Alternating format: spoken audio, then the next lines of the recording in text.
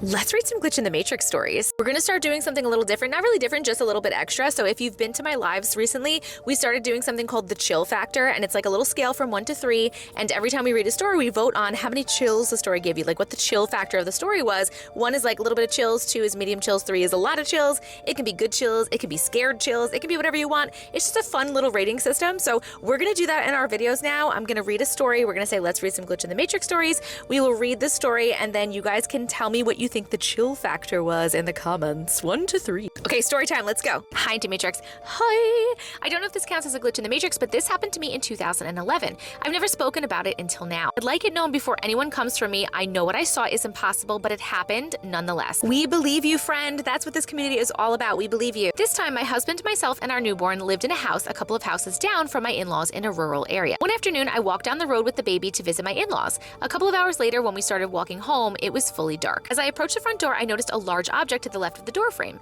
It was a dragonfly, but it was massive. It was approximately 2 feet wide, about 1.5 feet long. I thought for a split second that my mother-in-law had bought a decorative metal dragonfly for me as a present and had installed it, but then I quickly realized that was impossible as I just came from her house. As I continued toward my house, I was about 5 feet away when I noticed its wings had started to twitch. In that moment, it took everything in me not to immediately scream and run away, but I knew if I did, I risked it flying at me and my baby I had in my arms. My logical brain knew damn well what I was seeing was impossible, so I summoned all my courage and slowly I walked up to the front step. Couldn't help it. I looked over at it just as I had my hand on the doorknob. I was able to make eye contact with him, her. I could see both eyes moving independently of each other. I don't know how else to describe this other than those eyes had intelligence. I can't explain this part either, but I somehow knew it wasn't aggressive because I think it knew that I was not a threat.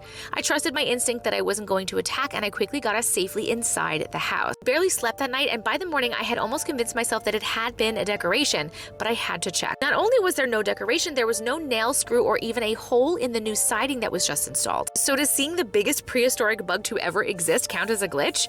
I'm not sure, but I know what I saw that night. Yes, there was once a species of dragonfly that big, Meganeuropsis permiana. Am I saying that right? Probably not. This insect lived about 275 million years ago. These dragonflies had a wingspan close to 2.5 feet with an estimated weight of over 1 pound. However, there is no way they could exist with the current level of oxygen in our atmosphere. The fact that you said that it looked like it had intelligence in its eyes when you looked at it is what's getting me right now. Because part of me right now wants to be like, okay, maybe an old like prehistoric timeline bled over into yours and you were literally seeing one of those giant dragonflies from like 1 million years ago, 275 million years ago.